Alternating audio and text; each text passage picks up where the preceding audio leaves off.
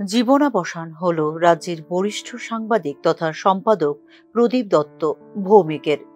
রবিবার বিকেল ৩:৪৫ নাগাদ দিল্লির এইমস হাসপাতালে শেষ নিঃশ্বাস ত্যাগ করেন তিনি।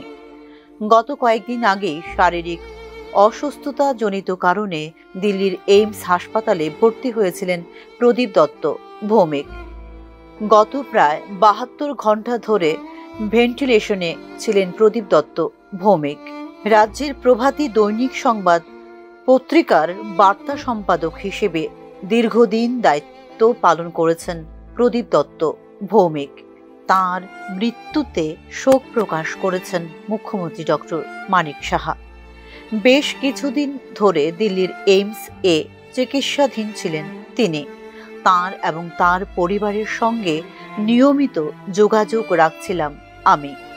আনুমানিক দুপুর ৩:৪৫ সমস্ত চিকিৎসার প্রচেষ্টাকে ব্যর্থ করে পরলোক গমন করেন তিনি বলে নিজের সামাজিক মাধ্যমে জানিয়েছেন মুখ্যমন্ত্রী ডক্টর মানিক সাহা। এই অসময়ে তাঁর প্রয়াণ সংবাদে আমরা গভীরভাবে মর্মাহত বলেও প্রতিক্রিয়ায় জানিয়েছেন মুখ্যমন্ত্রী ডক্টর মানিক সাহা। তার প্রয়াণে শোকস্তব্ধ রাজ্যের সংবাদ জগৎ। প্রদীপ দত্ত ভৌমিকের অকাল প্রয়াণে গভীর শোক জ্ঞাপন করেছে নিউজ নাও পরিবার। দৈনিক সংবাদ পত্রিকার বার্তা সম্পাদক তথা রাজ্যের বরিষ্ঠ সাংবাদিক প্রকাশক প্রদীপ দত্ত ভৌমিকের অকাল প্রয়াণে গভীর শোকাহত নিউজ নাও পরিবার।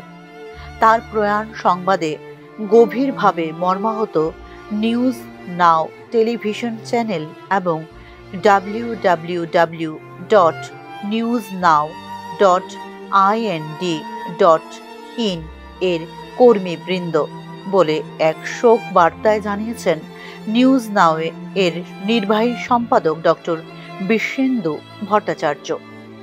৭০-এর দশকে সাংবাদিকতার নেশাকে যাঁরা পেশায় পরিণত করেছিলেন সেই কয়েকজনের মধ্যে প্রদীপ দত্ত ভৌমিক ছিলেন অন্যতম। শুধু সাংবাদিকতা নয়, প্রতিকূল পরিস্থিতিতে সংবাদপত্র পরিচালনার দক্ষতার ছাপ রেখে গেছেন তিনি। অমায়িক ভদ্রলোক এবং পরোপকারী সংবাদ ব্যক্তিত্ব হিসেবে অগ্রণী ছিলেন প্রদীপ দত্ত ভৌমিক। সদা হাস্যময় ও মিষ্টিভাষী প্রদীপ দত্ত ভৌমিক ছিলেন ত্রিপুরার সংবাদ জগতের এক উজ্জ্বল জ্যোতিষ্ক বলে জানিয়েছেন নিউজ নাও এর নির্বাহী সম্পাদক ডক্টর বিশ্বেন্দু ভট্টাচার্য। প্রদীপ দত্ত ভৌমিকের প্রয়াণে অপূরণীয় ক্ষতি হল ত্রিপুরার সংবাদ জগতে। তাঁর শোকসন্তপ্ত পরিবারের প্রতি গভীর সমবেদনা জ্ঞাপন করছে নিউজ নাও পরিবার বলে শোক বার্তায় জানিয়েছেন নিউজ নাও এর নির্বাহী সম্পাদক ডক্টর বিশ্বেন্দু ভট্টাচার্য। সোমবার রাজ্যে আনা হবে প্রদীপ দত্ত ভৌমিকের মরদেহ। Bureau report, news now.